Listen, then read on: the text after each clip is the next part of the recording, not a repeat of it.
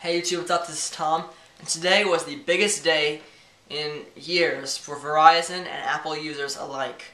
Today was the official announcement of the Verizon iPhone 4. Yes, it was confirmed today, and it will be on sale February 10th, and pre-order will start February 3rd. So I'm going to go into the information about the device, how it may be different, how it may not be different, and if you're already an AT&T customer, why you might want to switch or might not want to switch. So let's get into it. And I've got all these notes on my iPad, so sorry if I look down several times.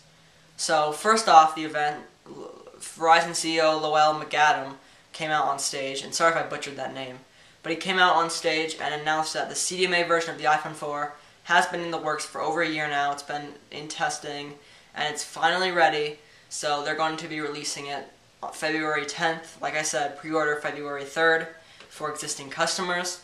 And like I said, existing customers, if you're not an existing customer, you'll have to go on Thursday, February 10th and try to find a retailer and get it before it all sells out. You can go to Apple retail store to get it, or a Verizon store. So yeah, you'll be able to get the same versions as before, 16 gig and 32 gig, same prices, $199 for the 16, $299 for the 32. It will be 3G only, not 4G LTE. They said they really like their 3G right now, and they want to emphasize how good it is. Also, it would be extra work to get 4G on there. There may be some behind-the-scene reasons why it's not actually going live yet. Maybe because AT&T doesn't have it ready yet, something like that. You'll also be able to get 5-user hotspot functionality with the phone. This will not cost extra, which is amazing. So basically, it's like tethering, but for the iPhone 4 and AT&T, you have to pay a really high plan for that, and you still only get 2 gigs. Well, on the new iPhone 4 for Verizon, you'll get the option of unlimited data, and you'll be able to do 5-way hotspot tethering, which means you can have 5 computers. Let's say you're in the car driving around New York City or somewhere like that, where there is 3G. You've got 5 people in the car. You can all use your laptops at the same time on one phone, all going through one phone. It may not be fast because it's only 3G. It's not 4G speeds, but it'll still work. And I doubt you're going to need 5 people on one phone anyways. So that's pretty cool. With the phone, it's actually not really changed a whole lot. When you look at it, it's going to look just like the iPhone 4 pretty much, except the antenna has changed. If you don't already know, there's these little black lines where the antennas are. Like if you touch here, the antenna, the reception goes out on AT&T. But it has been changed because of the CDMA network needs different antennas in different places. So now there's an antenna right above, I believe it's right above the volume buttons on the phone and not the vibrate. I think it's right under the volume buttons. And the volume buttons also have been moved slightly. So if you are on AT&T and you're switching over to Verizon, you'll have to get new cases for the new iPhone 4, because it probably won't fit too well because the volume buttons are moved a tad bit. Other than that, like I said, I think there's no antenna up here next to the headphone jack, but there's an extra one, like I said, above the volume buttons. And I think there might be one on this side too. I'm not quite sure on that, so don't count that as true. But yeah, it'll pretty much look the exact same. And a few differences in the software-wise is you will not be able to get voice and data simultaneously. CDMA network does not support that. I believe 4G LTE does support that, but their 3G CDMA network does not support it. So if you're on a phone call, like a Bluetooth headset, you will not be able to do voice and data at the same time. If you want to do that, you have to go with AT&T for your phone. Like I said, you'll probably need a new case. There's really not a whole lot of more information, but I'm going to talk about why you might want to switch or might not want to. So the first reason why you will want to switch, possibly, is because you get 5-way hotspot tethering. I mean, like I've said before when I already mentioned it, that's freaking amazing. And I may actually switch because of that. Tethering free, and you'll have unlimited data. Well, you can get unlimited data, or you can get 150 megabytes, which is nothing.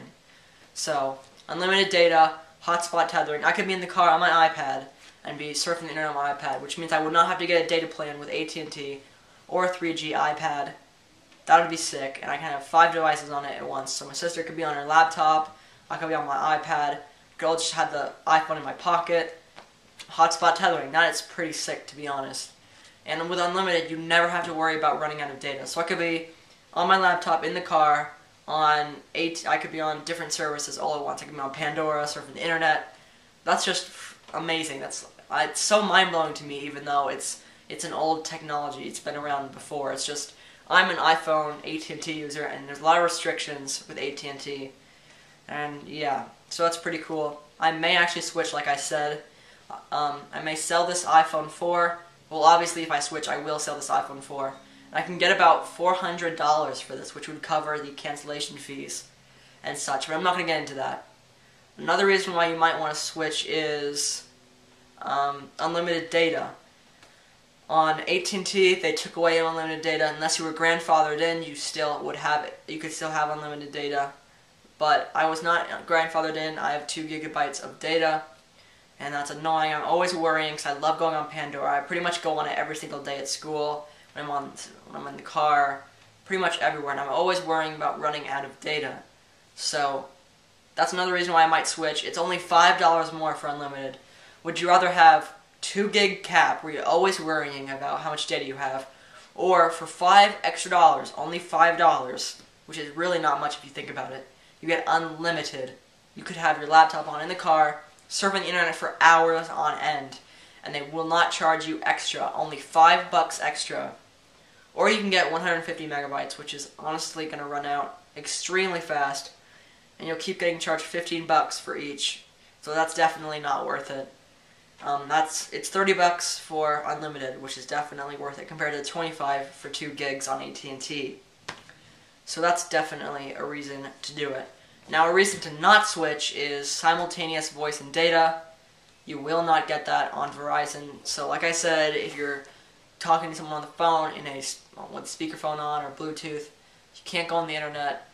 Another reason is Verizon's network may have better reception, but it's the truth, what I'm about to say. Their data speeds just are not as fast on 3G. You can read many weblogs, and Gadget said it. Ta said it, the unofficial Apple weblog has said that. So it's really just not as fast. Verizon is not as fast. But, I mean, it still may be worth it, in my opinion. Because I really want that unlimited data and mobile hotspot. That's just pretty much worth it for me. Just enough to do it. Because it really would not cost me a whole lot to switch. Once I sold this phone, that would cover the $325 cancellation fees. And I'd be able to get a new phone with money that I have. So I think it's probably worth it. Another reason to not switch is a lot of people complain that AT&T service is bad, but that's due to the amount of people on the network. Once a lot of people leave, different blogs were estimating about 5 to 6% of AT&T iPhone users will switch to Verizon for the phone. And when that happens, it may actually improve the network a little bit, and also in the future, more people will be going to Verizon instead of AT&T probably. So that will make the network faster. AT&T will start to improve its speed. It'll be able to go a little faster when there's less traffic on it. I heard at CES you couldn't get any data at all when you were at CES because there were so many people with the iPhone on AT&T that once it gets Verizon, that will equal it out and it'll be better. So those are pretty much my reasons. You can make your decision yourself. Like I said, if you're already on AT&T, if you're thinking about switching, you can sell your iPhone and get probably around $300-something bucks, just enough to cancel your contract on AT&T. Then you have to find the $200 yourself. And yeah, so that's my video. It's been kind of long. I'm sorry about how long it's been. But that's about it for this video. I hope you enjoyed. I hope this is very exciting for a lot of you. I know it's probably exciting for many of you. So thanks for watching, and now please don't make any more Verizon iPhone rumors because it's done. It's happened. Goodbye, guys. Remember to follow me on Twitter and visit my website, gamingentertainers.com, where you'll find all the latest news that is interesting to me.